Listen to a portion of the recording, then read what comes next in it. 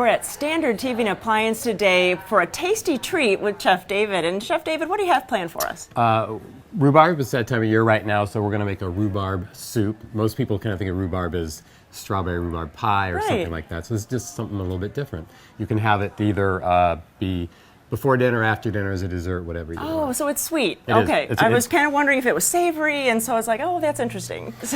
So a few things about rhubarb. I know you know about growing it a lot, and maybe you can share a little bit about that later. You know, one of the things is, you know, like celery, it can have strings. So you kind of want to get rid of that. All right. This is the end where the leaf is. You don't want to eat the leaf. Right. It's got an acid in it. Sure. Probably takes a lot, but that's not something you want to do.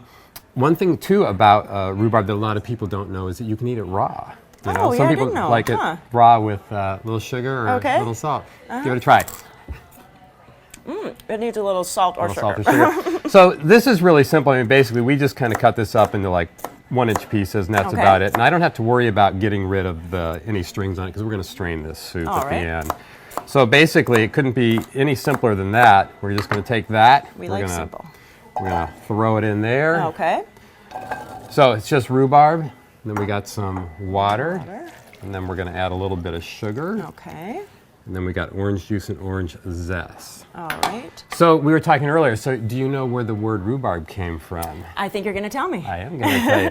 Basically, it was derived from two words. One is root and the other one is barbarian. And what I didn't know is the word barbarian meant not familiar. Okay. So it was something that was not familiar to people. It was new. And it was from Asia? Yes. So yeah, brought to the New World, because I think that everybody's grandma, great aunts, great uncles had a rhubarb pie, you know, a long time ago. I mean, everybody's family had that. That's right. That's right. So we're just going to do this for about 10 to 15 minutes, but tell me a little bit about growing rhubarb. Rhubarb is really an easy plant to grow. It's actually a perennial vegetable. It lasts more than 1 year, so you plant it. Really shouldn't harvest it the first year. You really want to have it get established. And then also, I've seen that they have like a cloche that you could put over it with a hole in the center, and it actually grows up through the cloche, and it elongates the stem so you have more stems to harvest. So you have more rhubarb pie or more rhubarb soup to make. And it's really easy to grow. Very easy. And you can wind up with a lot of extra at the end of the year, or the end of the season rather, and it's really simple. Just cut it into like 1-inch pieces, and you can freeze it. You don't have to blanch it or do anything else, and it'll last you for 6 months to a year. So you could do this in the middle of the winter. You could. You could. So we'll just let that cook down, and then we'll come back. All right.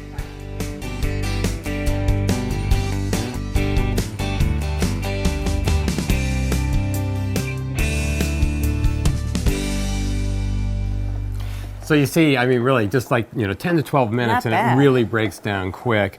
And since we're doing it in a food mill, and you could do it in a strainer, it's going to get out all the strings that you don't want it, that you want it, so that you'll have a nice smooth soup. Oh, excellent.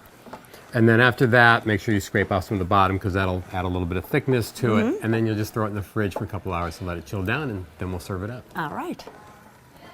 So, Chef David, it looks like we're ready to plate up, but what do you have over here? You have some pictures. Well, actually, these are my props, so I don't forget things that I wanted to say. So many people think that rhubarb really is just a dessert, and you just add sugar to it, but it really does go with a lot of other things. It pairs with a lot of different spices. I mean, you can use vanilla, you can use ginger, you can use cinnamon, and you can do things like chives and things like that on the savory side. And also on the savory side, it does pair well with meats, more of the fatty meats like, pork or duck, because they have a lot of fat in the acid, and the rhubarb kind of cuts that. So, be a nice accompaniment. Yeah, definitely. And most people don't think of that. Right. And it also pairs well with, some dairy-type products, sour cream, yogurt. In this case, we did creme fraiche with a little orange zest, and thought you might like it, put a little triple sec in there too. Wow. So this will make it a little bit more like a dessert as opposed to a before dinner or during dinner. So all right, give it a try. All right. Okay. And the color is beautiful. It is. Well, I'm impressed. It's really good. Well, thank you so much for this recipe and showing us how to do it. And if you want to make it at home, go to gardentime.tv and follow along the recipe there. Thanks so much. Thank you.